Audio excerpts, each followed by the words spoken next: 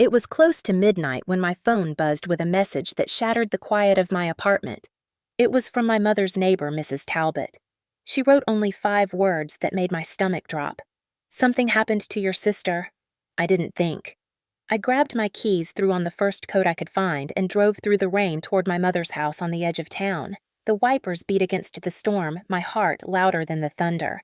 I hadn't been home in over a year, not since Mom married Paul Hartman. Even his name made my chest tighten. When I pulled into the driveway, the porch light flickered like a warning. The front door was ajar. I pushed it open and stepped inside. The scent hit me first. Whiskey, metallic blood, fear. The kitchen light was still on, casting a sickly yellow glow over everything. Then I saw her. Nora. My twin. My mirror. She was crumpled on the tiled floor, her cheek pressed against a smear of blood. There was a shattered glass beside her red pooling underneath her hand. For a split second, my brain refused to believe it was her. It felt like I was looking at myself broken. Jesus. Nora. I fell to my knees beside her. Her lips were split, one eye swollen shut, her breath ragged. I reached for my phone to call 911. 1-1 when I heard a voice behind me. She slipped. Paul said calmly, leaning against the doorway like nothing had happened. He wore a pressed shirt, the top button undone, his hand holding a half-empty glass of bourbon. "You know how clumsy she is." I froze. The look in his eyes wasn't concern. It was control. My fingers tightened around the phone. "Get away from her," I said, voice shaking but sharp. He smirked, took a slow sip, and stepped aside. "Suit yourself." The sirens came fast. The paramedics lifted Nora onto the stretcher. I followed the ambulance through the wet streets, headlights slicing the darkness. At the hospital, the fluorescent lights made everything too bright, too real.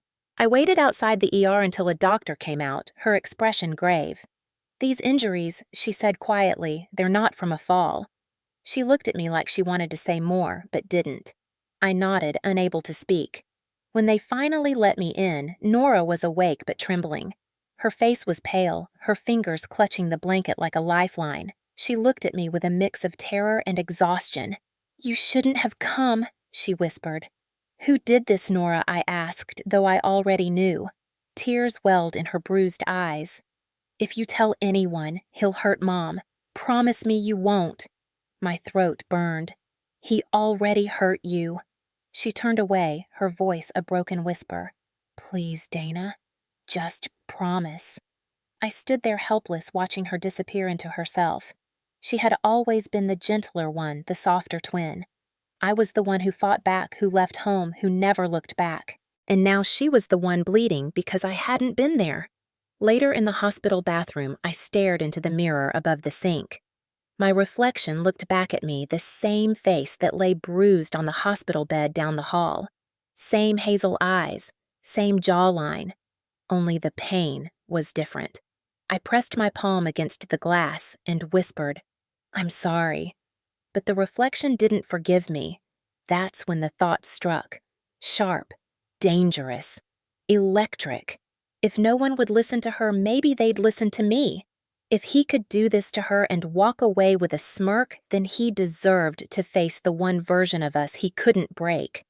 I took a deep breath, wiped my tears, and looked at my reflection one more time. If no one would listen to my sister, I whispered to the mirror, they'd listen to me wearing her face.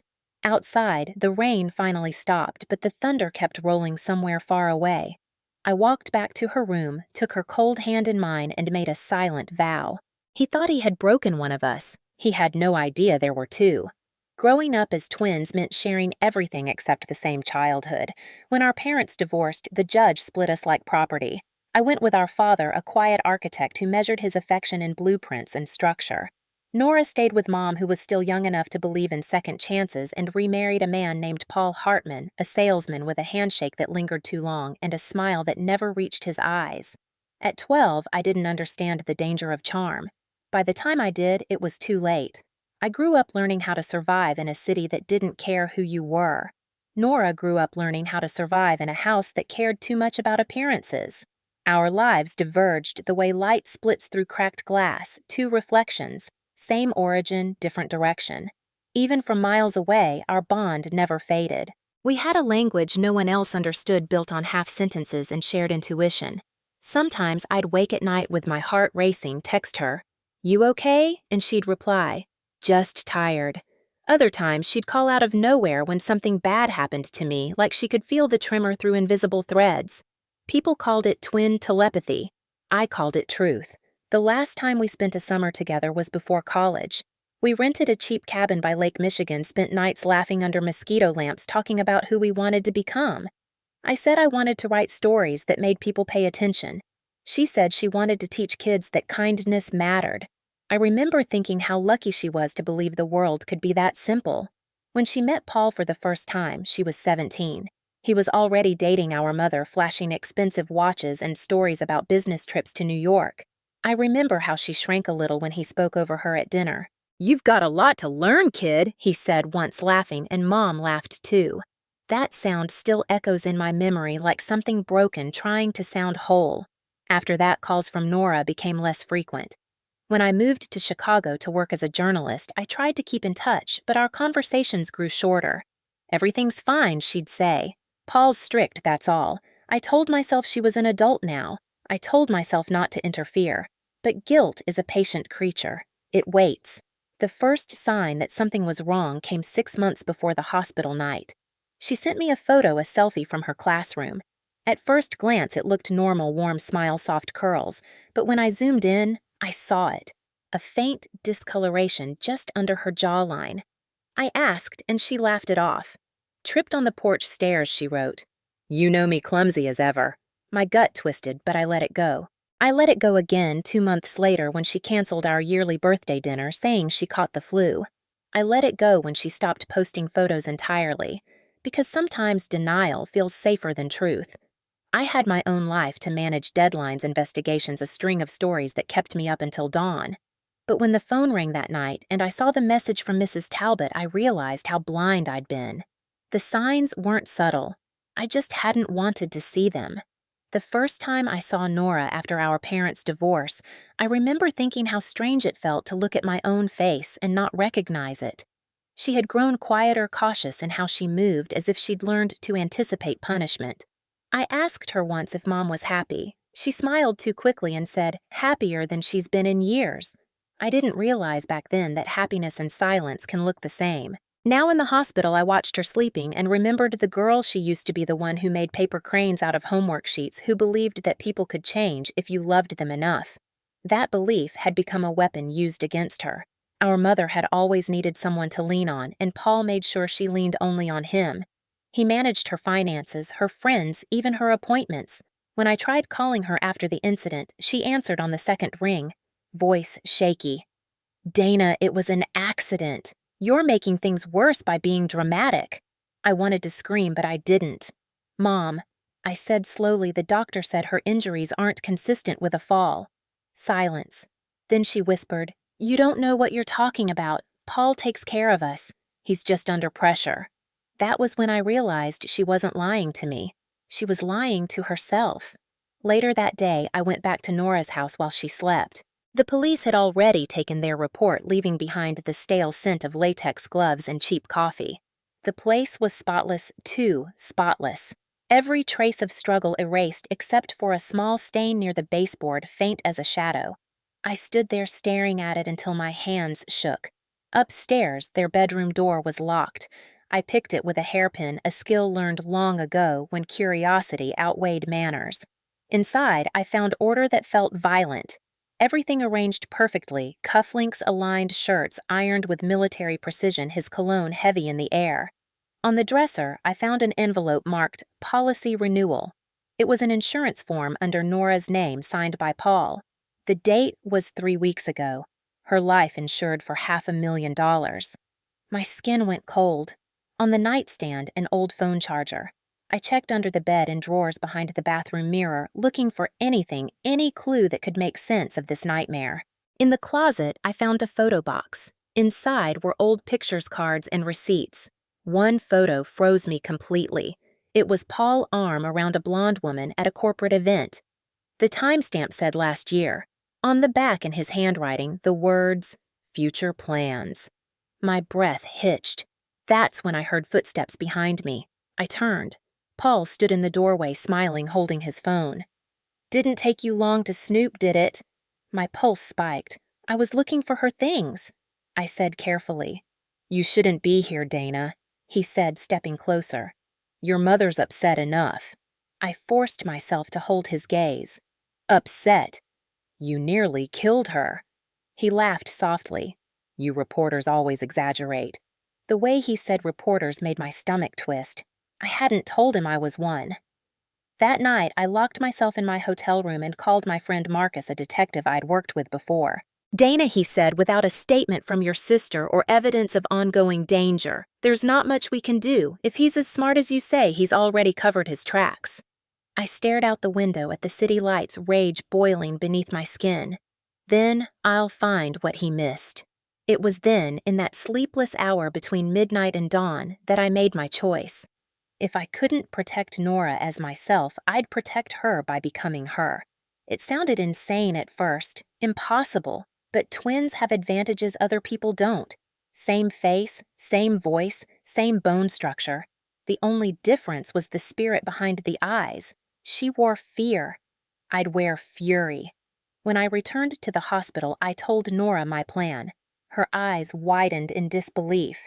You can't! He'll know! Not if I play it right, I said. You'll stay at the shelter Marcus knows. No one will find you. She shook her head weakly. Dana, you can't fix me. I'm not fixing you, I whispered. I'm stopping him. She tried to argue, but exhaustion silenced her. When I brushed her hair back, I realized we'd never looked more alike. Two halves of the same mirror, one cracked, one waiting to break. As I left her room, a nurse caught my arm. You sisters look identical, she said with a kind smile. Must be nice having someone who understands you completely. I smiled back, though something inside me was already turning to steel. You have no idea, I said. That night, as I drove away from the hospital, I replayed the image of Nora on that kitchen floor over and over until it became fuel. Somewhere between guilt and love, a fire started that wouldn't go out. He thought he could silence her. He forgot she came with an echo. The next morning began with the sterile chill of hospital corridors and the faint hum of fluorescent lights. I had spent the night half asleep in a plastic chair outside Nora's room, listening to every sound, every footstep. When I finally walked in, she was awake, staring at the ceiling like she was counting invisible cracks. You didn't leave, she murmured. No, I said softly. I'm not leaving again. Her eyes flickered with something between relief and fear. She turned her face toward the window, hiding the side that was still bruised. I wanted to tell her that everything would be okay, but the words stuck in my throat. Lies never came easily to me. The doctor returned mid-morning, clipboard in hand. Your sister's injuries are consistent with repeated blunt trauma, she said carefully. We also found signs of older bruising, partially healed fractures. My stomach dropped.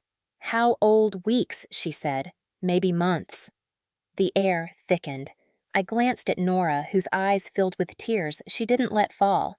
I fell, she whispered. The doctor gave me a look that said she'd heard that phrase too many times. Of course, she replied and left quietly. I waited until the door closed before I spoke. Nora, how long has he been doing this? She flinched at the name she hadn't said aloud. It's not what you think, she said. He loses his temper sometimes. He doesn't mean to. I felt heat rise up my neck. He doesn't mean to put you in a hospital bed. She pressed her palms over her eyes. You don't understand. He says if I talk, Mom loses everything. The house, the insurance, her credit. He handles all of it. She'd have nowhere to go. My hands trembled, half rage, half disbelief. That's not love, Nora. That's control. But she was already shrinking into the sheets like a shadow folding in on itself. I stepped out into the hall, pacing until I could breathe again. My phone buzzed with a message from Mom. Don't make a scene. Paul's upset. We just need time to calm down. I stared at the words until they blurred. Upset. That was her word for it. Upset like he spilled coffee. Upset like he didn't almost kill her daughter. That night, when visiting hours ended, I didn't go home. I went back to their house. The front door was locked now, blinds drawn, the perfect image of suburbia's secrets. I parked a block away and slipped around the back fence, heart pounding. The security light flicked on, washing the yard in pale gold. Inside the kitchen window, I saw Paul sitting at the table typing something on his laptop with a drink beside him. His posture was relaxed, confident, the kind of man who believed he was untouchable. On the counter behind him, a stack of papers caught my eye. Insurance documents, maybe. He stood stretched and walked toward the den. I waited until the sound of the TV came on, then slipped inside through the laundry room door Nora used to leave open for the cat. The house was too clean again, the scent of bleach burning my nose. I moved quietly through the hall, scanning for anything out of place. In the kitchen drawer, I found receipts from hardware stores, new locks, new cameras. He was watching them, always watching. I turned toward the living room and froze. A small red light blinked from the corner shelf. A camera. I ducked out of view, heart racing, then spotted another lens near the hallway thermostat. He'd wired the whole place. I took photos every angle, every device. When I reached the study, I found the laptop still open, password protected. I slid a small USB key from my pocket, a gift from Marcus, my detective friend, and attached it to the port. The program would copy files silently. I gave it 2 minutes, then pulled it out. Before leaving, I looked once more at the framed photo on the wall, Paul, Mom, and Nora, smiling like an advertisement for family values. My stomach twisted. I left as quietly as I'd come, every nerve humming with adrenaline. Back in my car, I called Marcus. He's got surveillance all over the house, I said. Hidden cameras, control systems, everything. Be careful, Marcus warned. If he finds out you were there, he could press trespassing charges. And if he's violent, he already is. I cut in. I'm done watching. The next day, I took the USB to a cafe downtown and opened the files on my laptop. Dozens of folders appeared. Some were labeled with dates, others with initials. I clicked one at random and felt bile rise in my throat. Video clips. Nora doing laundry. Nora cooking. Nora sitting on the couch staring blankly while Paul's voice echoed in the background, criticizing her tone, her clothes, her silence. Each clip stamped with time codes stretching back months. He'd recorded her life like evidence of his dominance. Then deeper in the folder, documents bank statements, insurance claims, and one email thread that made my pulse stop. He'd filed for an increase on her life insurance policy right after her last accident. In his words, "If anything happens, I'll handle the payout personally." I copied everything, hands shaking. When I looked up, my reflection in the laptop screen didn't look like me anymore. It looked like someone who'd already made a decision. That afternoon, I visited Nora again. She was sitting upright, pale but alert. "How did you sleep?" I asked. "Fine," she lied. "The nurse said I can go home soon." "Home," I repeated. "You can't go back there. Mom says it'll be okay." Paul promised. I grabbed her hand before she could finish. "Listen to me. He's been watching you, recording you. I found cameras in the walls." Her eyes widened. "No." "He said it was security from what you—" I took a breath, softening my tone. "Nora, he's not going to stop. Not until someone makes him." She looked away, tears falling onto her blanket. "You can't fight him. He always wins." I leaned closer. "Not this time." Later that night, as she slept, I stood by her bed and studied her face. The bruises were fading into yellow and green patches. With her hair brushed back, she looked almost like me again. The thought from the night before returned sharper now. What if I went back in her place? What if I could make him confess I knew his type men who underestimated women, especially the quiet ones? He'd never expect a fight from the face he thought he'd already broken. I whispered to her sleeping form. "You rest. I'll handle this." The next morning, I called Marcus again. "I have a plan," I said. "You're not going to like it." "I already don't," he replied. "But go ahead." I told him everything. The resemblance, the switch, the goal. There was a long silence.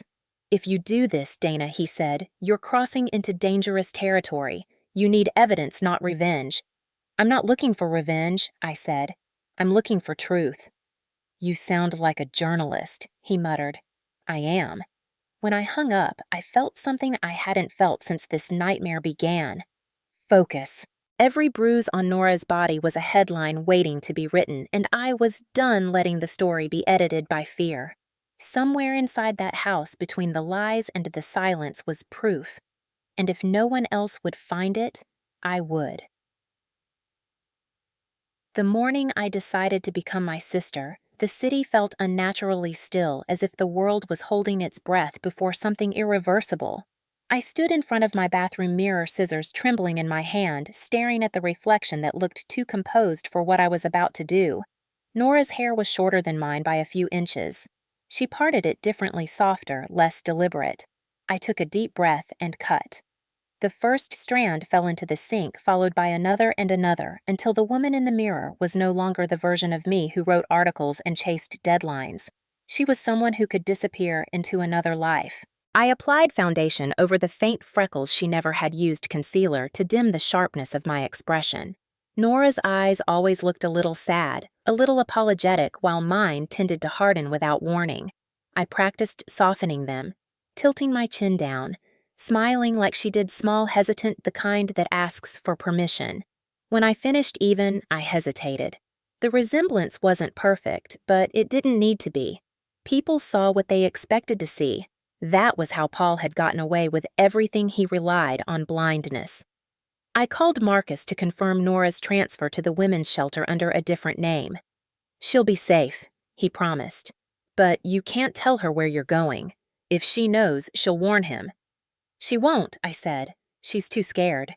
He sighed through the line. "And you're not." "I'm terrified," I admitted. "But fear isn't going to stop him." "I am." When I arrived at the hospital that afternoon, Nora looked better physically, but her voice was barely above a whisper. "You're really doing this?" she asked. "Yes," I said. "You'll go with Marcus tonight. I'll go home in your place." She shook her head weakly. "He'll know. Not if I give him what he wants, obedience." Her eyes filled with tears. "Dana, please don't. I can't lose you too." I squeezed her hand. "You won't. You'll just have to pretend for a while that you already did." That evening, I signed the discharge papers under her name. The nurse glanced at the ID, smiled, and said, "Take it easy, honey. You've been through enough." She had no idea how right she was. Marcus met us at the service entrance. He handed me a small microphone disguised as a necklace and a second phone with a police contact preloaded. "If anything feels wrong, hit send," he said. "They'll trace it." "You mean if everything feels wrong?" I muttered. He gave me a look that hovered between worry and admiration. "You're either the bravest or the craziest person I know." "Maybe both," I said, forcing a smile. When Nora left with him, her body wrapped in a borrowed coat, I felt a pang of guilt so sharp it nearly doubled me over. Watching her disappear through the automatic doors was like watching a piece of myself vanish into the night. For the first time in years, we weren't mirrors anymore. We were halves of a plan that couldn't exist without the other. I drove straight to our mother's house just after dusk. The porch light glowed warmly, the kind of light that made outsiders think love lived inside those walls. I parked Nora's car in the same spot she always used and sat there for a moment, letting the stillness swallow me. When I finally stepped out, the air smelled like rain and cigarette smoke. I knocked twice the way Nora always did. My mother opened the door, eyes puffy, her hair pulled back carelessly. "Oh, sweetheart," she said, relief flooding her face. "I've been so worried. Paul's been beside himself." The words made bile rise in my throat. "I'm fine, Mom," I said, lowering my gaze. "I just want to come home." She pulled me into a hug that felt both desperate and hollow. "He didn't mean it. You know," she whispered, "he's been under so much stress." My pulse pounded in my ears. "I know," I murmured. "I shouldn't have made things worse." Her shoulders relaxed. "Good girl." "Dinner's almost ready." That phrase, "good girl," was something I hadn't heard since childhood, but it told me everything. She didn't need the truth. She needed comfort in her denial. When I walked into the dining room, Paul was already there, wearing that same smug calm that had haunted me for days. He looked up from his plate, his eyes narrowing slightly as he studied me. For a heartbeat, I thought he could see straight through me. Then he smiled. "Good to see you behaving," he said. I forced a small smile, lowering my gaze like Nora would. I just want things back to normal. That's all I've ever wanted, he said, pouring himself another glass of bourbon. Family needs peace. Of course, I said, my voice soft. Peace. I sat down across from him, hands folded neatly in my lap. The smell of roast chicken filled the air, but my stomach twisted at the sight of his ring catching the light. He'd hit her with that hand. My mother chatted about neighborhood gossip, pretending nothing had happened. I nodded in the right places, memorizing every word he said, every movement he made. Every time he looked at me, I smiled a little smaller, a little more like her. The night dragged on in careful silence, a performance I couldn't afford to fail. When he finally stood and placed a hand on my shoulder, the warmth of his skin made my stomach turn. "I'm glad we understand each other now," he said. I looked up with a practiced tremble in my voice. Me too. He nodded satisfied and walked toward the den. When I was sure he was gone, I exhaled for the first time in hours. I went upstairs to Nora's room, closed the door, and leaned against it, shaking. The walls still smelled like her shampoo. On her dresser were small reminders of a life paused, a half-read book, a candle burnt down to the wick, a framed photo of us laughing years ago. I touched the frame and whispered, "I'm here now." In the mirror, I barely recognized the woman staring back. The bruise makeup, the haircut, the exhaustion, it all blurred together. But beneath the surface, something stronger stirred. He thought he'd broken one of us. He'd never met both. That night before I slept, I whispered the promise again. If he ever raises his hand again, I'll make sure it's the last time. The first night back in that house felt like being locked inside someone else's nightmare. Everything was perfectly arranged, painfully neat, the kind of order that doesn't come from love, but from fear. Even the ticking of the clock seemed too precise, too rehearsed. Paul had rules for everything. Shoes lined up by the door. Dinner at 6, no locked doors, no raised voices. It was all designed to make obedience look like harmony. My mother floated through the house like a ghost, moving silently between the kitchen and the living room, her eyes darting to Paul before every word she spoke. I noticed the small tremor in her hands when she poured his drink, how she smiled when he looked her way, and how that smile vanished the moment he turned. "You're quiet tonight," he said over dinner, cutting his steak with surgical precision. "Still sore a little," I said, keeping my tone soft, careful. "You should be more careful. Accidents happen when people forget their place."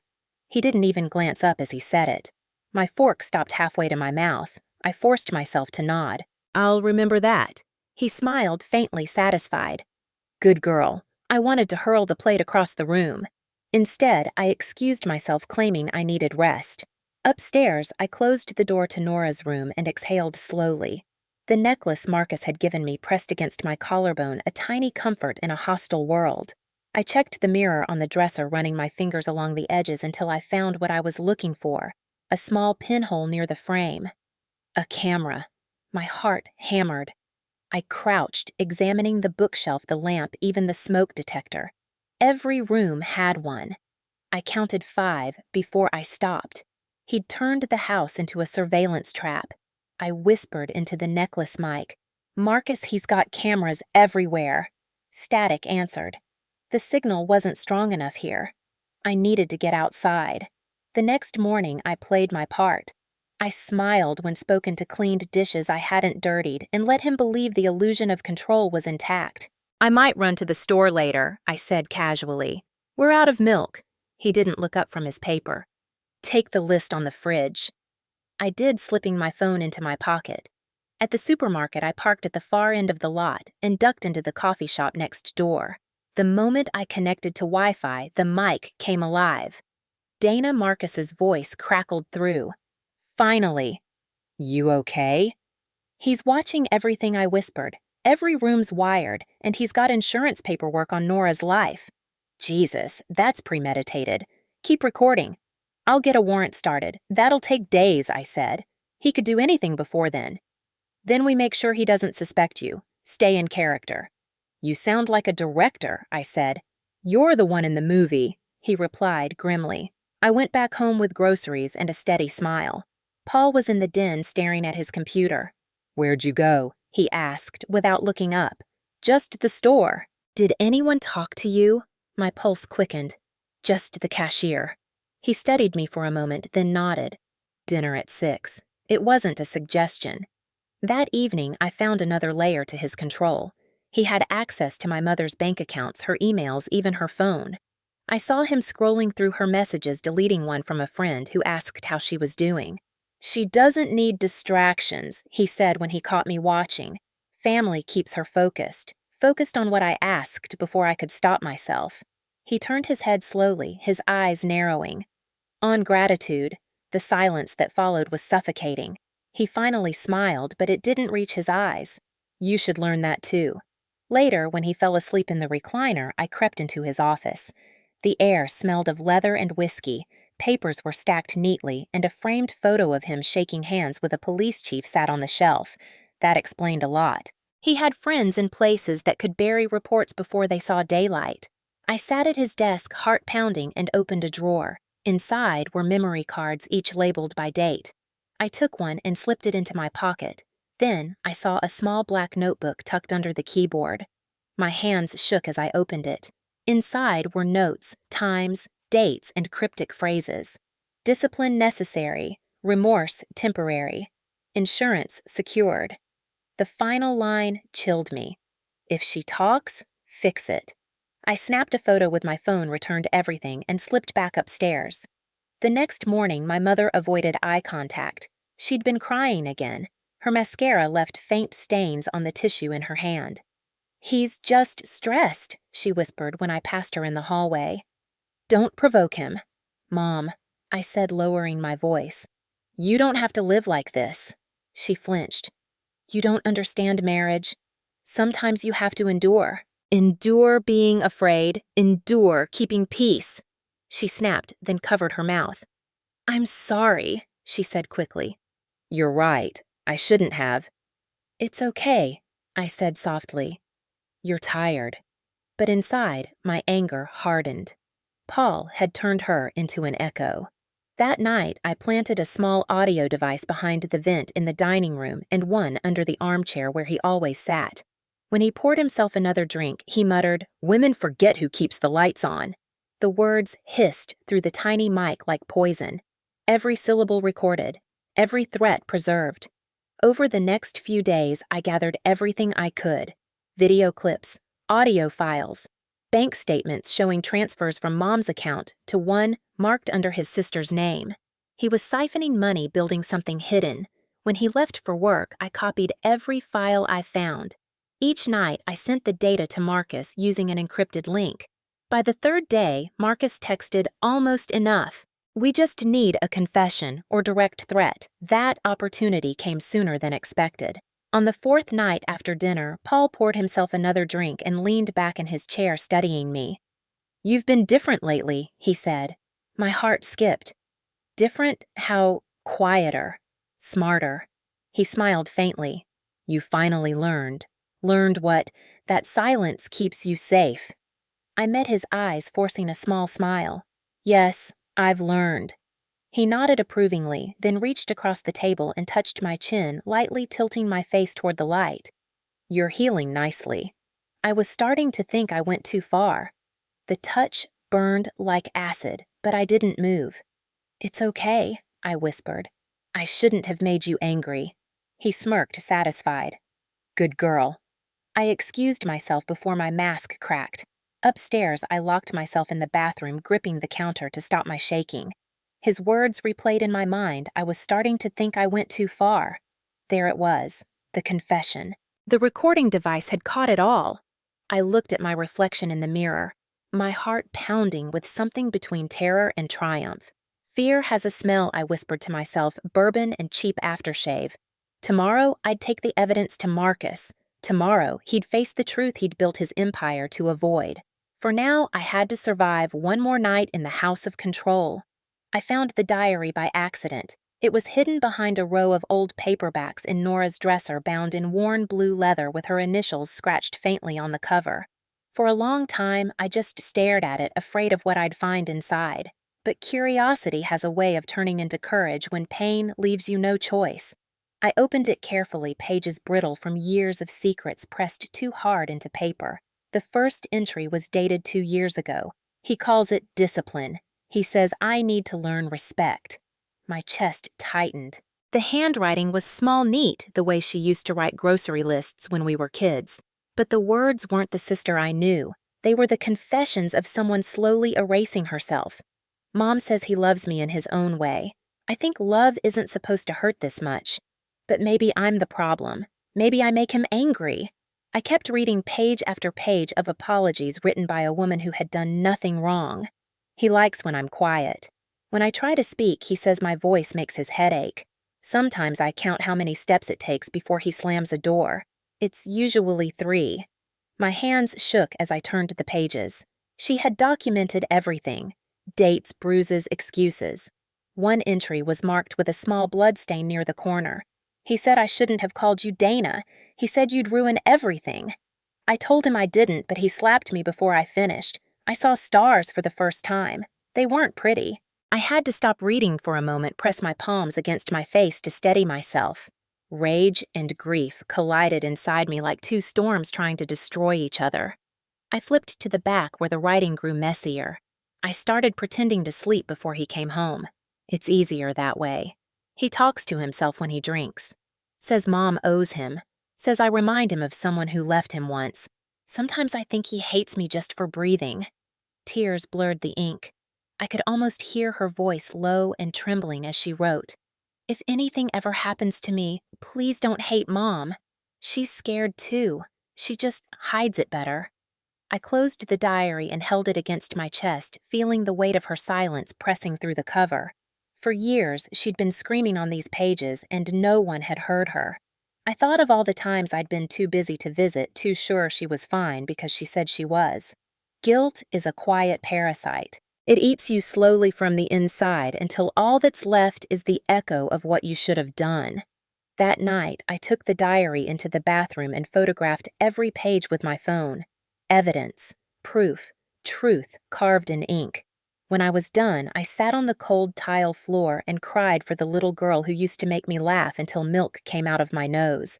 For the teenager who dreamed of teaching art to children. For the woman who believed she deserved to be punished for existing. Around midnight, I heard footsteps in the hall. I froze, clutching the diary. The steps stopped outside the door. Then came a soft knock. "You okay in there?" Paul's voice was calm, almost gentle. I forced my tone steady. "Just getting ready for bed." A pause. Then, "Good. Big day tomorrow." His voice drifted away. I waited until silence returned before I exhaled. Big day. The words rattled in my head. What did he mean? My instincts screamed warning, but exhaustion dragged me under. I slept lightly, the diary under my pillow like a fragile weapon. In my dream, Nora was standing in the middle of our childhood home, sunlight pouring through the windows. She smiled at me whole and unbroken, but when I tried to reach her, my hands went right through. When I woke, the morning light made everything look normal again, but I knew better. I went downstairs and found my mother in the kitchen stirring coffee she wouldn't drink. "You're up early," she said. "Couldn't sleep," I replied. Her eyes darted toward the doorway. "He's in the garage." Maybe don't talk to him this morning." I wanted to ask why, but I already knew. "Mom," I said softly, "what did he mean by a big day?" She hesitated, biting her lip. "He said we might visit his sister. Just family business." My gut twisted. I didn't believe a word of it. When she turned her back, I slipped the diary into my purse. I'd already made up my mind. Marcus needed to see it. But when I tried to leave, Paul appeared in the doorway smiling. "Going somewhere?" "Just the store," I said, forcing calm. "We're low on milk again." "Take your time," he said, eyes sharp. "I'll be waiting when you get back." Every instinct screamed at me to run, but I walked to the car, slowly pretending everything was fine. Once I turned the corner, I floored the gas. My hands shook as I called Marcus. "I have it," I said. "Her diary. Everything's in it." "Good," he said. "Meet me at the station in an hour." "I don't think I have an hour," I said. "He's planning something." "Then don't go back there." But I had to. The microphones, the laptop, the memory cards, they were all still in the house. Without them, the case was weaker. I'll grab the rest and leave, I said. 10 minutes, that's all. Dana, he started, but I hung up before I could lose my nerve. When I got back, the house was too quiet. My mother's purse was gone, her coat missing. Paul's car was still in the driveway. The living room smelled like his cologne and something else, anger. I stepped inside, my pulse pounding, clutching the diary like it was armor. Upstairs, the camera's red lights blinked softly in the dim hallway. He was watching. I looked straight into one and whispered, "I know what you did." Then I turned and walked toward the office. I had one goal, now finish what Nora started. The sound of the grandfather clock downstairs was the only thing keeping time as I stood in the doorway of his office, the diary clutched against my chest.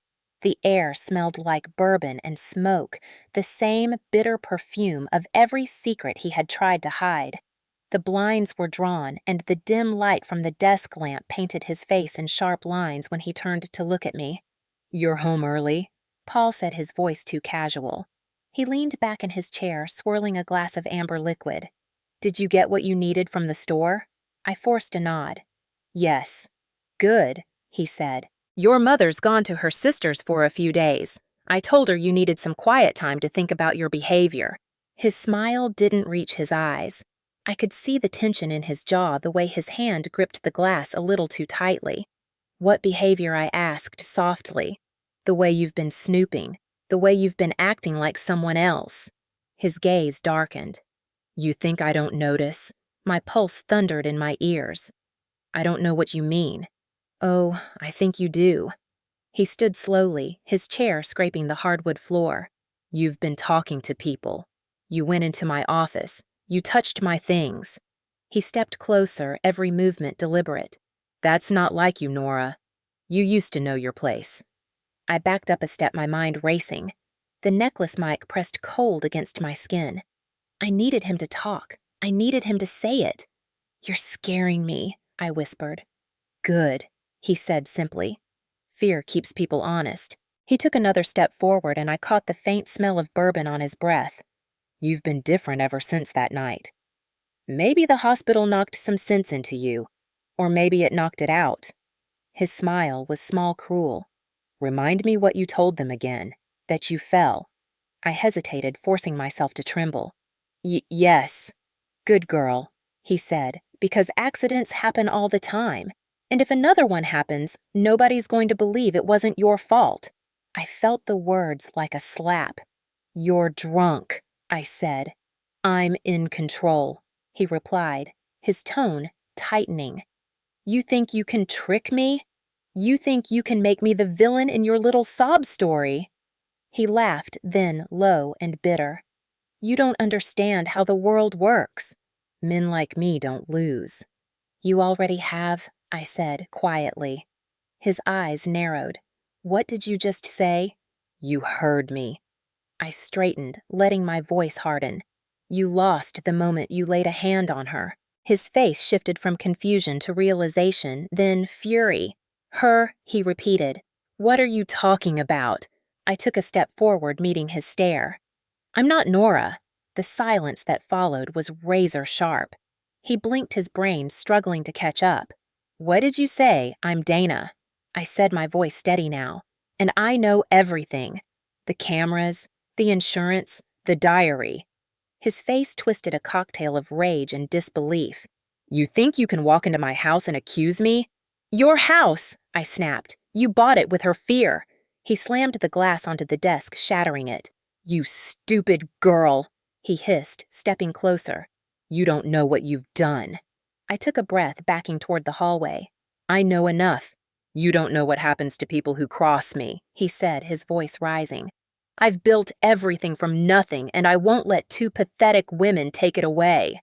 His hand shot out, grabbing my arm.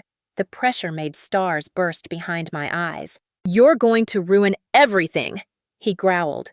"Let me go," I said through clenched teeth. "Say, please," he mocked, squeezing harder.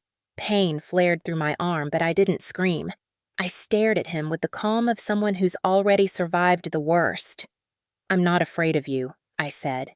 "You should be," he spat, "because no one's coming to save you." I smiled faintly. "You're wrong about that."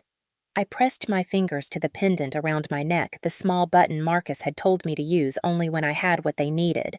The light blinked once, then steady. "You just confessed," I said, "and it's all being recorded." For a moment, he didn't move. Then he lunged. The impact knocked me backward into the hallway wall. His hand went for the necklace, yanking hard. The chain snapped, clattering to the floor. "You think that's enough?" he roared.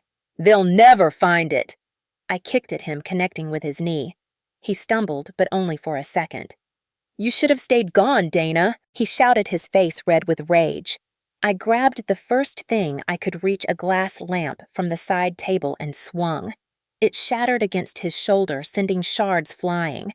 He cursed, lunging again this time, pinning me against the wall. "You're just like her," he snarled. "Always pretending you're better." His hand went to my throat. I clawed at him, gasping for air. "You don't get to win," I choked out. He sneered, his grip tightening. I already did, but then something shifted in his expression. Something startled, almost afraid. From downstairs came the distant sound of sirens. Blue and red lights flickered faintly through the blinds. His hand faltered. "What did you do?" he demanded. I coughed, forcing the words out. "I told the truth." He turned toward the window just as the front door burst open. Police voices shouted. He stepped back, confusion twisting into fury. "You called them," he said. "You ruined everything." "No," I whispered, holding my bruised throat. "You did." He started toward the stairs, but the officers were already inside. "Paul Hartman," one yelled, "drop your weapon!" He froze, hands half raised. His eyes flicked toward me. Hate, disbelief, panic, all tangled together. "You think this changes anything?" he hissed. "You'll regret this." "Maybe," I said, "but not as much as you will." He took one last step forward, and the officers tackled him to the ground. The crash echoed through the hall, followed by the metallic click of handcuffs. I slid down the wall, trembling, my chest rising and falling with ragged breaths. One officer rushed to me. "Ma'am, are you injured?" I nodded weakly, my voice hoarse. "Just tired." When they led him past me, cuffed and furious, he tried to meet my gaze, but I didn't look away. For the first time, he saw someone he couldn't control, someone who fought back. As they dragged him out, the rain started again, pounding against the windows like applause from the sky. I looked down at the shattered necklace on the floor, its tiny light still blinking. Then I whispered to no one and everyone at once. He raised his hand again, but this time it was his last. The police had taken him away that night, but men like Paul Hartman never stayed gone for long. The system was slow, predictable, and he was practiced at playing the victim. Within a week, he was out on bail, smirking for the cameras outside the courthouse, telling reporters that the family misunderstanding had been exaggerated. My mother stood behind him like a statue, sunglasses hiding her bruised pride. The sight made my stomach twist. Marcus told me to keep my distance, to let the legal process work. But I'd seen the way he charmed officers, how easily he twisted the truth. If the system was his stage, I'd turn it into a trap. That's how the idea of the dinner came to me. It started as a whisper in my mind, the kind of thought that feels half insane, but too sharp to ignore. One final act, one carefully choreographed night that would expose him completely. I called my mother first. "He wants to make amends," I said, lying through my teeth. "A dinner, just the three of us. One last chance to talk." She hesitated. "I don't think that's wise." "He asked me," I said softly. "He said he wanted to apologize." Silence hummed on the line. Then she exhaled. "If it brings peace." "It will," I said, knowing it wouldn't. The night of the dinner, I arrived early, setting the table myself. The chandelier light gleamed off the polished silverware, every reflection cold and perfect. Hidden among the floral centerpieces were 3 miniature microphones, all connected to Marcus's recorder, waiting in the car across the street. Another camera sat behind the vent cover in the dining room wall, angled perfectly at Paul's seat. When I heard his car pull into the driveway, my pulse quickened. I checked my phone. Marcus's message blinked on the screen. "All set. Stay calm." My mother was in the kitchen, nervously straightening napkins that didn't need straightening. The front door opened. His voice filled the air like a toxin returning to an old wound. "Smells good in here," he said, almost like old times. I stepped into the hallway, steadying myself. "Paul." He looked me over with the same calculating eyes that once terrified my sister. "Nora," he said with a crooked grin. "You look different, stronger." "I've had time to think," I said evenly. "Good," he replied. "We all have." He brushed past me, the scent of cologne and arrogance trailing behind him. My mother smiled weakly, placing the roast chicken in the center of the table. "Let's just eat and talk, please." "Of course," he said, sitting down like a king reclaiming his throne. "Peace is important, isn't it?" I took the seat across from him, every nerve taut. "Peace built on truth," I said. "Always the dramatic one," he replied, smirking. "Your sister used to have that problem too." I felt the air shift heavy and electric. "I wouldn't know," I said. "I haven't seen her lately." He tilted his head, studying me. "Haven't you?" The smile that followed was small and poisonous. "Funny thing about twins, they share more than just looks. I can always tell when you're lying." I didn't blink. "Then you should already know what I'm thinking." He chuckled, sipping his wine. "You think you've won because you embarrassed me in front of a few cops? They can't touch me. They never could. You think they'll believe the word of a hysterical woman? They'll believe a recording," I said softly. He froze his glass halfway to his mouth. My mother frowned. "Recording? Yes." I said, my voice steady now. "Like the one capturing everything you're saying right now." His smile vanished. "You wouldn't dare." "You dared to hit her," I said. "You dared to lie, to manipulate, to steal. Why should I stop daring now?" His eyes flicked around the room, scanning for the trap. "You think you can ruin me?" he hissed. "No one will believe you." "They already do," I said. "You just haven't seen it yet." He slammed his hand on the table, the plates rattling. "Enough!" My mother flinched, covering her mouth. He stood, pacing, rage boiling under his skin. "You ungrateful little—" "Say it," I interrupted quietly. He turned, eyes blazing. "You want me to say it?" "Yes," I said, leaning forward. "Say what you did." His chest heaved. "I disciplined her," he spat. "I made her respect me. I built this family from the ground up while you and your pathetic sister ruined it." The words hung in the air, heavy and final. My mother gasped, her eyes wide with horror. "Paul," she whispered, trembling. "What did you say?" He realized too late what he'd done. The microphones blinked faintly under the candles. I stood slowly. "Thank you," I said. "That's all I needed." "You tricked me," he said, his voice breaking into a snarl. "You stupid little—" "No," I said, my tone calm. "You tricked yourself." He lunged toward me, knocking over a chair. My mother screamed, backing away. Before he could reach me, headlights flashed through the window sirens, wailing. Marcus's voice boomed from outside. "Paul Hartman, step away." He froze, spinning toward the door. Realization dawning. "You set me up," he breathed. I stepped closer, my voice low. "You set your own trap. I just turned on the light." Officers burst through the doorway, weapons drawn, hands where we can see them. For a moment, he looked like he might fight. Then his shoulders sagged, the fight draining out of him like air from a punctured balloon.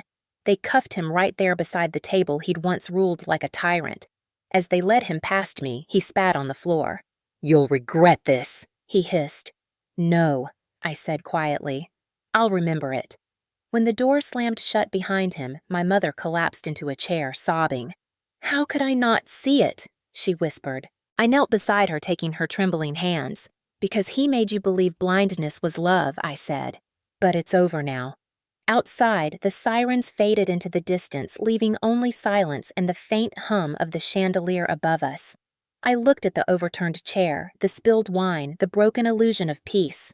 The dinner with the devil had finally ended, and this time he was the one left hungry.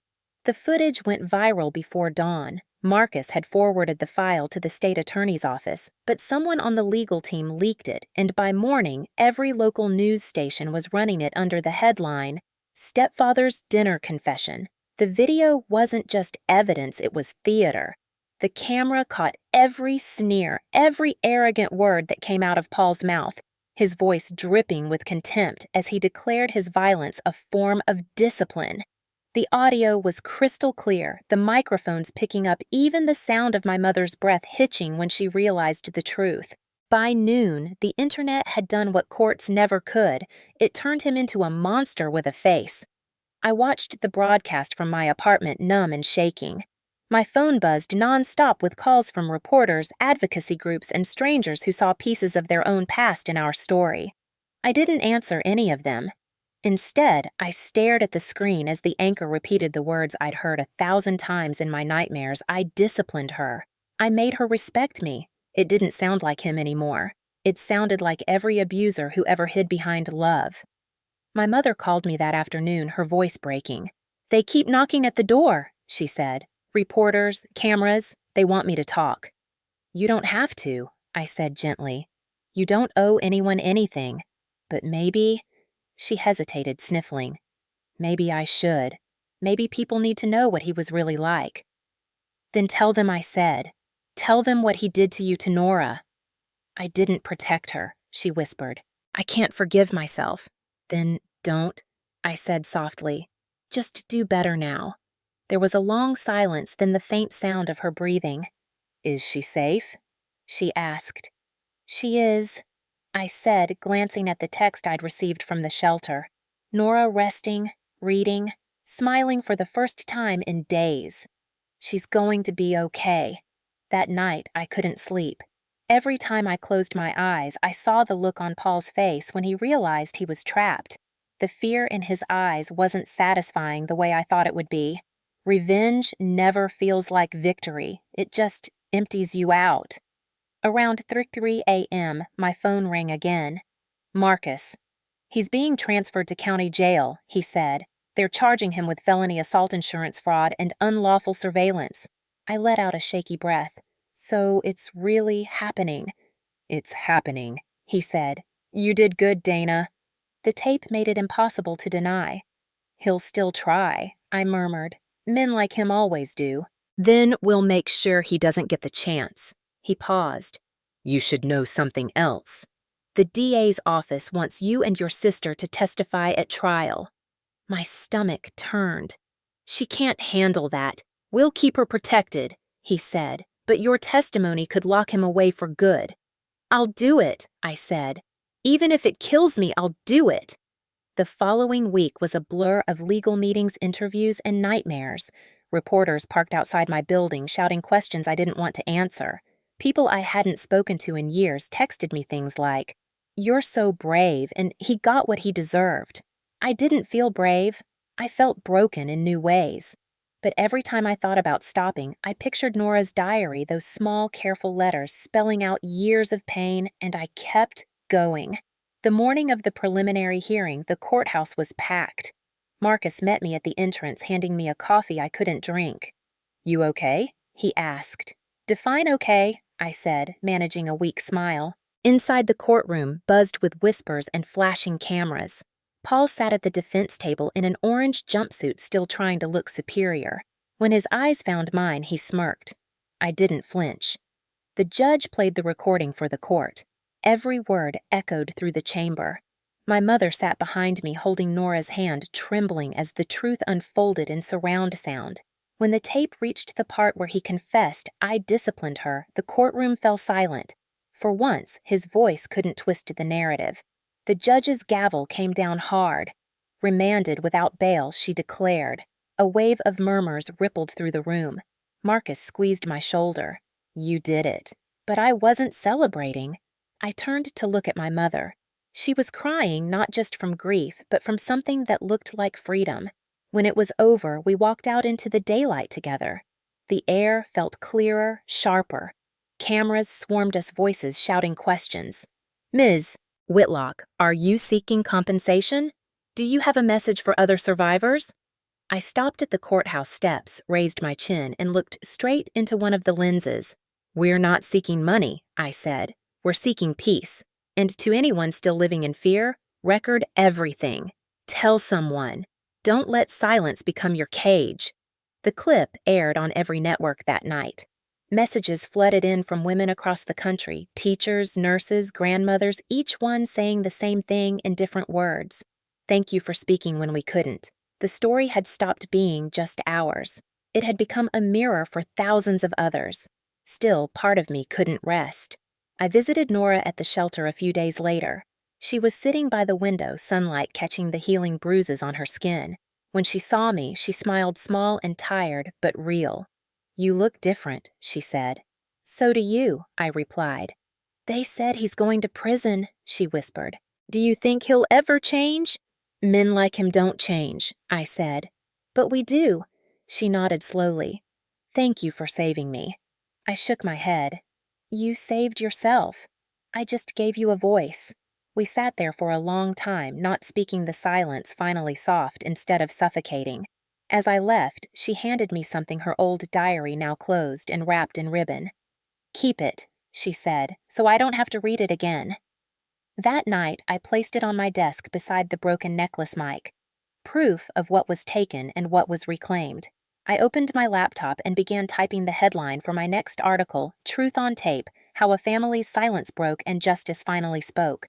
For the first time in years, my hands didn't shake. The story was no longer just survival, it was legacy. The courthouse smelled faintly of coffee and old wood polish, the kind of scent that clings to places where truth and lies trade hands daily. The trial of Paul Hartman began on a Monday morning under a cloudless sky, and by noon, every seat in the courtroom was filled. Cameras were banned, but the press waited outside like wolves, their microphones gleaming under the sun. I sat at the front beside Nora and our mother, who hadn't spoken much since the night of the dinner. She wore no makeup, no jewelry, nothing to hide behind. When the bailiff announced the judge's entrance, the murmur died instantly. Paul entered moments later, flanked by 2 deputies. He looked smaller now, his arrogance trimmed down to survival. His suit hung loose on his shoulders, his hair unkempt. Yet when his eyes met mine, that old smirk flickered, the same one he wore the night he told me fear keeps people honest. I didn't look away. The prosecutor, a woman named Karen Brooks, stood with a quiet confidence that commanded the room. The case before you, she began, is not just about assault. It's about control. It's about the illusion of family used as a weapon, and it's about 2 sisters who refused to stay silent. I felt Nora's hand tighten in mine. When she took the stand, the room held its breath. Her voice was soft, trembling at first. She described years of walking on eggshells, the bruises explained away as clumsiness, the apologies forced through tears. She showed the diary. When the prosecutor asked who she feared most, Nora's voice cracked. My stepfather, she whispered, because he said he'd make me disappear if I told. The defense attorney objected, muttering something about emotional manipulation, but the judge overruled him. Nora's testimony wasn't just emotional, it was surgical. Every word a stitch closing years of silence. When it was my turn to testify, I took a deep breath and stepped up to the witness stand. The lights above were hot, the room too quiet. State your name, the clerk said. Dana Whitlock, I replied. Occupation investigative journalist. A ripple of recognition passed through the jury box. They'd read my articles, seen my name under headlines that spoke of corruption and justice. Now I was my own story. Karen guided me through the night. I found Nora, the hospital, the decision to switch places, the recording. Why did you do it? She asked finally. I looked straight at Paul. Because I knew no one would believe her. They never believe women who whisper. I decided to make her voice louder. The defense attorney stood.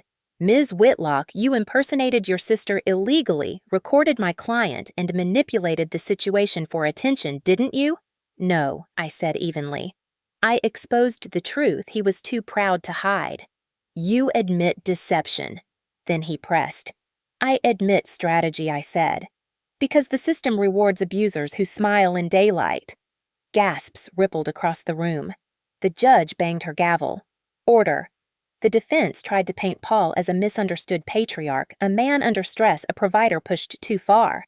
But the evidence shredded that illusion piece by piece. The insurance records showed false claims. The surveillance cameras found in the house matched his fingerprints. And then came the audio, the dinner confession. The court clerk played it over the speakers. The words hit harder in that sterile room than they had on the news. I disciplined her. I made her respect me. Paul shifted in his chair, face-red eyes darting to the jury as if he could will them to unhear it. The prosecutor paused the tape. "Discipline," she said softly, turning toward him. "That's what you call it," Paul blurted. "You don't understand?" "No," she cut in her tone, sharp as glass. "We understand perfectly. You used that word to justify violence. You used family as a shield. You hid behind love and control until one of your victims wore your shame for you. The silence that followed was total. Even the judge's pen stopped moving. My mother began to cry, quietly, tears slipping down her lined face. When she took the stand later, her testimony broke something in the room. "I wanted to believe he could change," she said, voice quivering. "I told myself the bruises were accidents because the truth was too hard to face. But my daughter almost died because I chose peace over protection." Karen placed a gentle hand on her shoulder. "And what do you want now, Justice?" she said. "For both my girls." The defense attorney's closing argument was weak, a desperate attempt to reframe everything as a misunderstanding. But the jury didn't look convinced. They'd seen the footage, heard the confession, and watched the women he tried to destroy stand unbroken before him. After 5 hours of deliberation, they returned. The foreman's voice was steady. "We find the defendant guilty on all counts: assault in the first degree, insurance fraud, and unlawful surveillance." The judge's gavel struck once. Paul's face went pale, his hands gripping the table as if it could anchor him. "Mr. Hartman," the judge said firmly, "your actions have inflicted lasting harm on those who trusted you most. You used fear as control. You will now face the same confinement you forced upon others. You are sentenced to 20 years in state prison without parole." The room exhaled as if everyone had been holding their breath for years. My mother sobbed into her hands. Nora leaned into me, her tears warm against my shoulder. For the first time, I didn't cry. I just breathed. Slow, deep, free. As the deputies led him away, Paul turned one last time, his eyes hollow. He opened his mouth, maybe to curse me, maybe to beg, but I didn't care. I looked past him to the sunlight spilling through the high windows, to my sister, to the life waiting beyond those walls. Outside, reporters crowded the courthouse steps. "Ms. Whitlock," they shouted. "How does it feel?" I paused, glancing at Nora beside me. "It feels like daylight," I said simply. And daylight doesn't lie. Cameras flashed, microphones lifted, but I didn't stop to say more.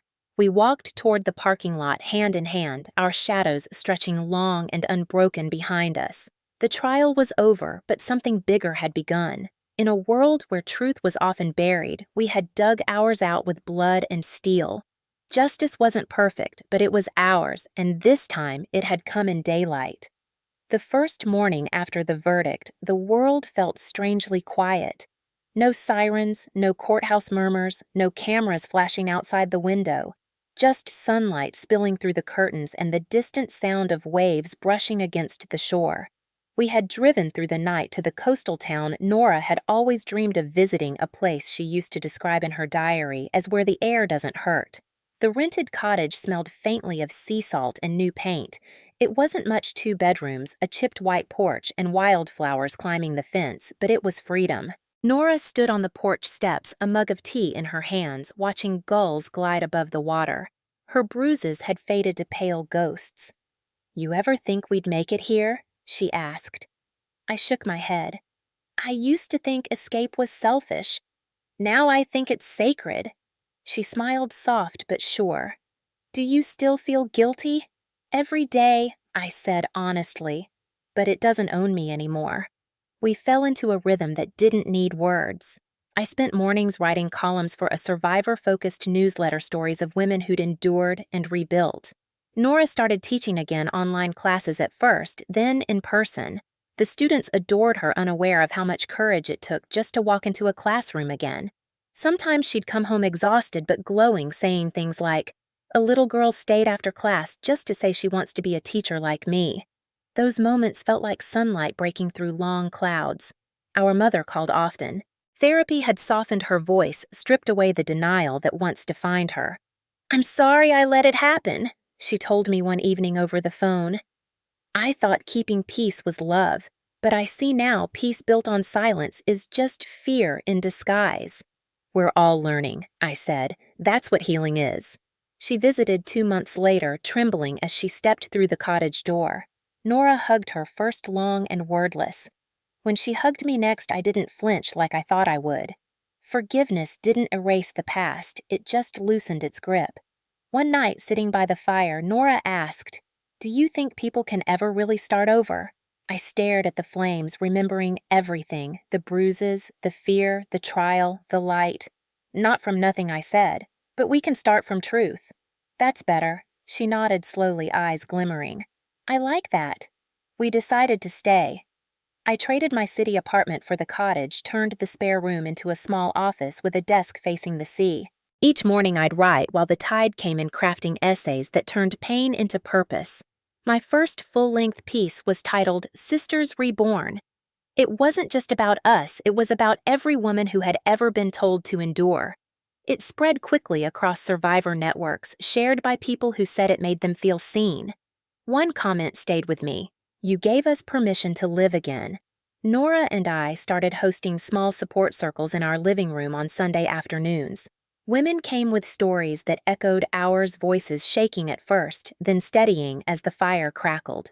Some brought their children. Others brought silence that only needed space to breathe. We never offered advice, just presence. One woman, eyes rimmed red, said, "I thought I'd lost myself forever."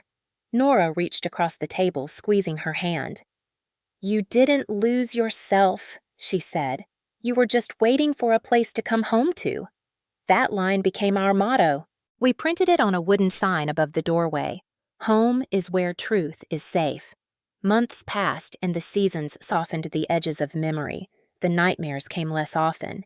When they did, I'd find Nora sitting on the porch, wrapped in a blanket, staring at the stars.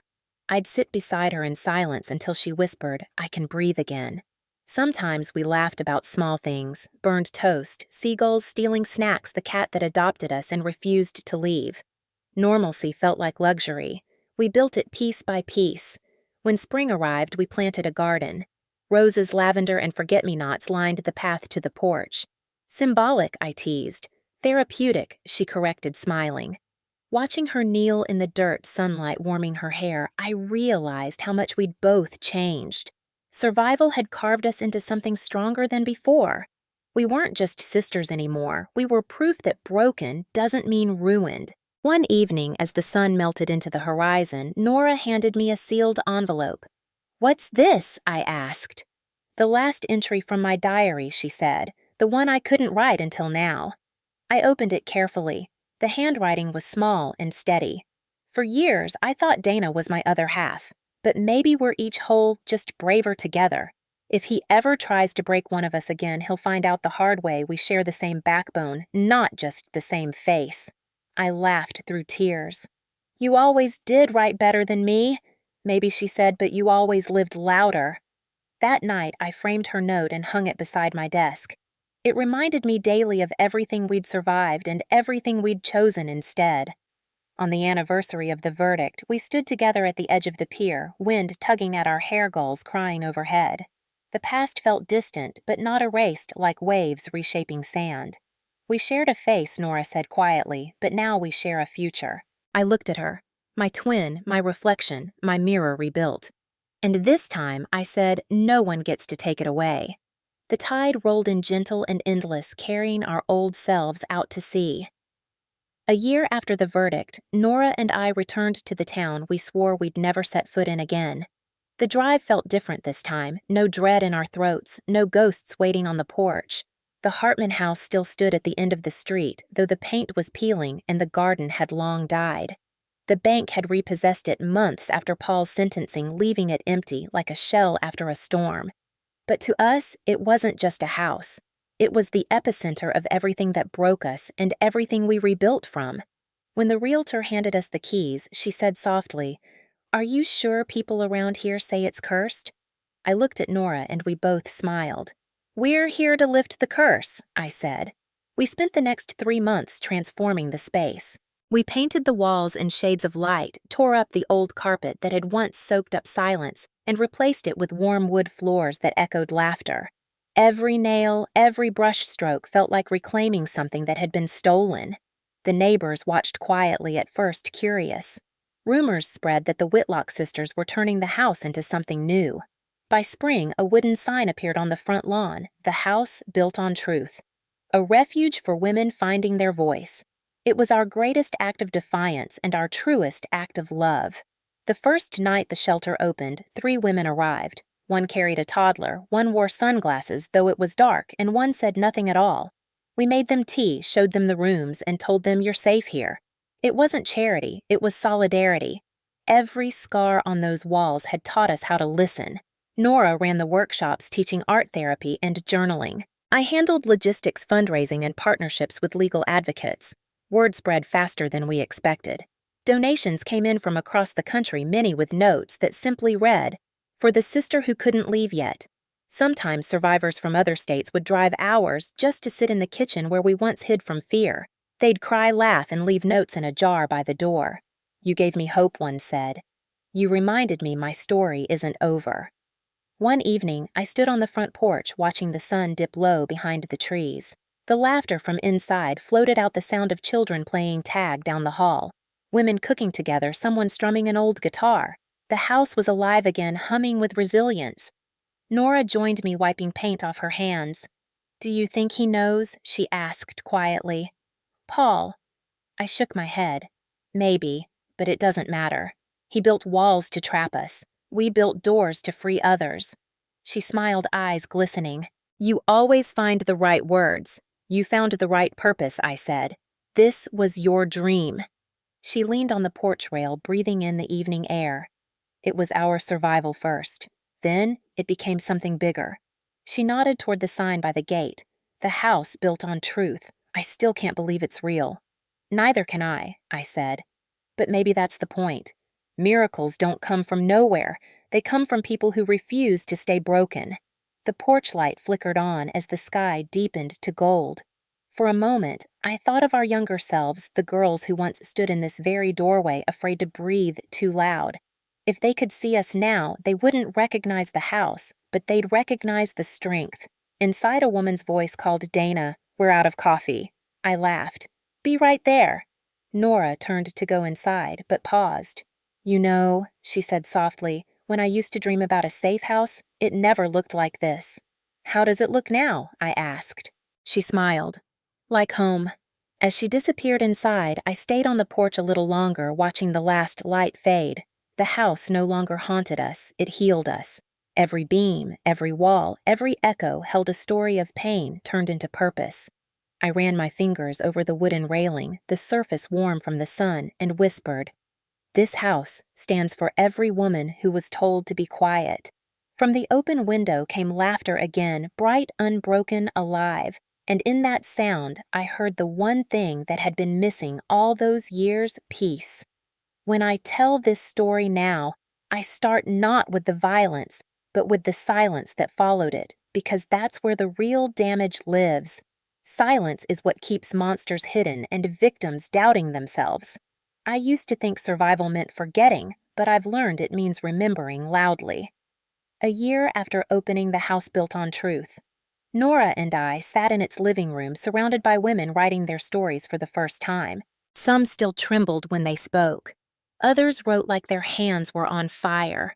I listened to them and thought about how far we'd come from a kitchen floor covered in glass to this room glowing with hope. When it was my turn to speak, I said, "Your story isn't a burden. It's a bridge. Someone out there is waiting to walk across it." The room fell quiet, and one of the women, an older teacher from Ohio, said through tears, "No one ever told me my voice mattered before." I reached for her hand and said, "It does. It always did." That night, after everyone left, I went out to the porch where the stars stretched like scars across the sky. The ocean breeze carried the scent of salt and pine. I thought about the thousands of people who had written to us letters from strangers, messages from survivors, notes from daughters who'd finally found the courage to speak. One woman wrote, "My sister died before she could tell her story. You told it for her." I read that one out loud to Nora, and we cried together, not from sadness, but from understanding. We had carried pain long enough. Now we were carrying purpose.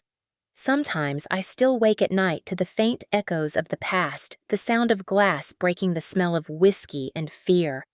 But now, when I look around, I see walls painted in color light spilling across new faces and laughter that doesn't flinch. The ghosts still whisper, but they don't own the house anymore. The next morning, I filmed a short video for the Foundation's new campaign. The camera light blinked red, and I looked straight into the lens. If you've ever been told that family comes first, even when it hurts, this message is for you, I said. Your peace is not negotiable. Your dignity is not disposable. And your life belongs to you, not to those who'd take it for their comfort. I paused, feeling my voice tremble. If you believe that, type truth in the comments. Tell me where you're watching from, because somewhere out there another sister needs to hear she's not alone.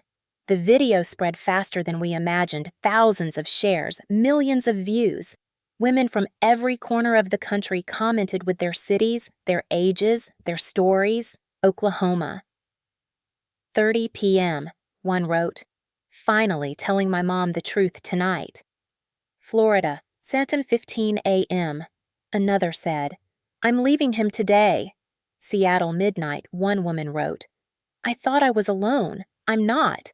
I read every comment, every trembling declaration of courage, and realized our story was no longer ours alone. It had become a chorus of voices rising against generations of silence. In a world that still tells women to endure, we had chosen to speak, and that simple act had become revolutionary. That night, as the lights in the house dimmed, I sat at my desk by the window, watching the reflection of the ocean shimmer against the glass. I thought of Nora asleep down the hall of our mother, rebuilding her life in quiet strength of every survivor who had stepped through our doors and found the courage to breathe again. Then I whispered to the darkness, not as a journalist, not as a twin, but as a woman who had lived both pain and freedom. Your voice matters, I said softly, even when it shakes. Especially when it shakes. The wind carried the words through the open window across the garden into the night beyond, and for the first time in my life, I knew they would never be lost again. If truth had a sound, it wouldn't whisper, it would roar through the walls that once silenced us.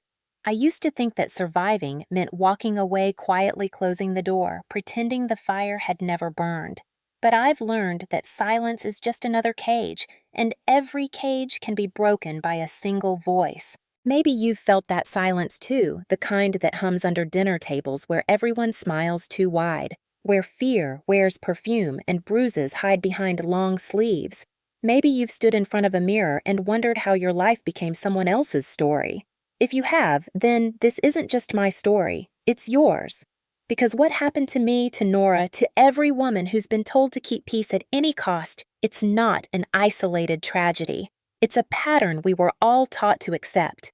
We were told to forgive, to endure, to stay for the sake of appearances of family, of love. But endurance is not peace, and forgiveness without accountability is just surrender wearing a softer name. The first time I spoke the truth aloud, my voice trembled. I thought power came from volume, but it doesn't. It comes from clarity. When you say no more, even in a whisper, you move mountains. You don't need a courtroom to prove your worth. You don't need an audience to justify your pain. You only need to know this. Your story matters, even if no one believed it before. And if you've ever carried a bruise, no one saw or swallowed words that could have saved you. I want you to hear me now. There's no shame in survival. There's strength in still being here. Somewhere tonight, another woman is sitting in her car, afraid to go home. Somewhere, a daughter is telling herself she's overreacting. Somewhere, someone needs proof that courage exists. Be that proof. If you're watching this, type truth in the comments. Not for me, but for the version of you that needed to hear it years ago. Drop your city and local time so we can see where courage lives, from the deserts of Arizona to the cold mornings of Maine. Let's show the world that silence may start alone, but breaking it happens together.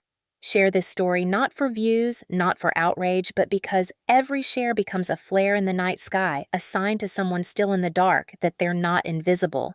Maybe they'll find it the way I once found hope in a stranger's words glowing through a screen at 2 a.m. whispering, "You're not crazy. You're not weak. You're not alone." And if this story made you angry, good. anger is the sound of waking up. Use it. Turn it into protection, into empathy, into something that says never again and means it. The house built on truth wasn't born from perfection, it rose from wreckage. And maybe that's what all of us are doing here, rebuilding from the pieces others tried to break. So, if you're listening, know this: you don't have to have a sister to stand for one. You don't have to be a survivor to say, I believe you. You just have to care enough to refuse indifference. Because indifference is what abusers count on, and empathy is what destroys them. I can't reach everyone, but together we can reach enough. Enough to change one night, one decision, one life. So speak up. Type truth. Share your story if you can. And if you can't, that's okay. Listen, support, and stand near the ones who do. Because when one woman's voice shakes, 100 others can steady it. When one door opens, 10 more can follow. When one light shines, darkness has no choice but to recede. Blood doesn't make a family. Courage does. And silence only ends when one voice dares to rise. Maybe tonight that voice is yours.